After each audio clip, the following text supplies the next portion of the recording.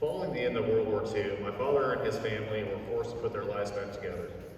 Hungary traded one evil that was previously in power to another evil, the so-called communist liberators of the Soviet Union. Like other European nations after the war, life in Hungary was particularly depressing. Opportunities and meaningful work were sparse.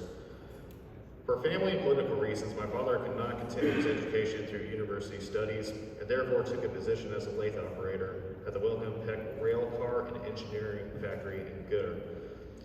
In 1953, he was conscripted into the Hungarian National Army and served until 1955. After his conscription service ended, he returned back to the factory in Gouda to a job he did not particularly care for, but something he still had to do.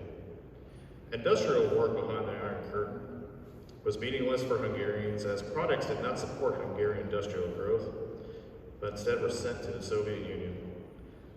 Life beyond work was worrisome as my father lived in constant fear that any criticism of the current working conditions and wages might draw the attention of the Alabadami Hatóság, the ABH. My father loathed the ABH, better known as the Hungarian Secret Police, and an organization he once told me was always harassing his friends and family. Anyone who resented the Communist Party was deemed an enemy of the state, which could result in imprisonment or execution. The animosity toward the communist government continued to build among many Hungarians, including my father. This hatred finally reached a breaking point on October 23, 1956. Over 100,000 ordinary citizens became freedom fighters. These men and women revolted against their Soviet-backed communist government.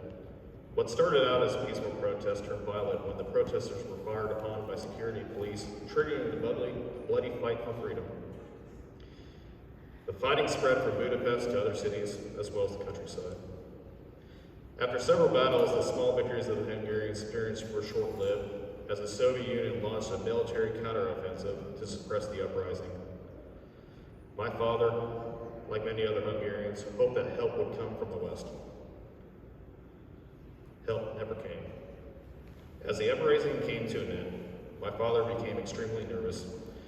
He knew what his participation in destruction against the ABH offices would likely mean if he was caught. Consequently, my father had a tough decision to make. Either stay and be close to his mother, or flee into the unknown. My father left early in the morning on November 11, 1956. At age 24, he fled into Austria with only the clothes on his back and a small shoulder bag. Along with fellow refugees, he arrived in Canada in the spring of 1957. Despite only speaking German and Hungarian, he was able to pick up a job working for Canadian Pacific Railroads in Saskatchewan. In his off time, he learned how to speak English, watching Hollywood films and referring to an intro to English textbook. After several years, he decided it was time to pursue his ultimate goal of becoming a medical doctor. In 1965, he was accepted to study medicine at the University of Vienna. He worked hard and graduated with his degree in 1973. Shortly after graduation, he moved from Austria to New York City, where he met my mother, Maria Rodriguez.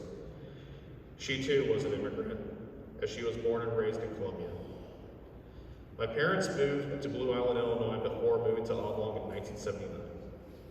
My parents raised 4 children, while my father had a clinic in both Oblong and Newton. He also had hospital rides at Crawford Memorial Hospital in Robinson. My father did not forget about my grandmother. When the Iron Curtain fell, he made sure to bring his mother to Oblong. At the time, she was the only still living immediate family member in Hungary. My grandmother lived with our family for a few months before she passed away in 1989. The life journey of my father was truly remarkable. He was a freedom fighter. Even after all the difficulties my father endured after leaving Hungary, he was so determined to pursue a career in the United States. My father was not just an ordinary man. He was truly a public servant. He tirelessly served the communities of Oblong and Newton for nearly 4 decades as a physician. I am thankful that he preserved his Hungarian culture and heritage with great dedication so that I'll be able to pass this along to my children. I'm honored to be his son, but I'll always miss him. Thank you all for coming tonight. I hope you enjoyed this exhibit as it is dedicated to my late father, Dr. Stephen Bela Segevi.